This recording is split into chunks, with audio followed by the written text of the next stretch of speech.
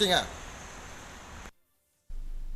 The Voice of the People Party VPP on January 27th inducted ex-HSVP leader Bobby B. Karshandi along with his supporters into the party fold in a meeting held at Bishop Hall in Nongstoin.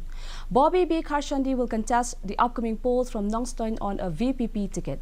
Addressing the gathering, Karshandi said that he decided to contest the election as an independent candidate after he was denied a ticket from the Hill State People's Democratic Party HSPDP.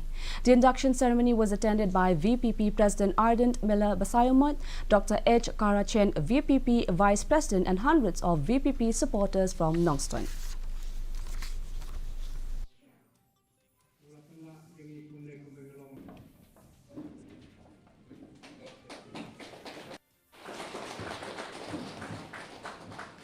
Lada pipuri yaki report, lagalong kibam lami yaki got khobor, report ling baga niti ayo, small eran bante, baga jila Meghalaya, kadon hakabenta kabashatrai kam, ani gari kam kabapia, nabada jala jabi kopi paipa, lada gila pakla honusnem, apulai election negeri, nanoifi kalai.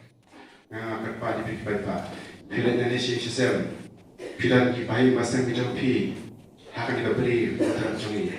Apakah dikertong dengan VPP berpenyeng besar percaya di kalian nanti.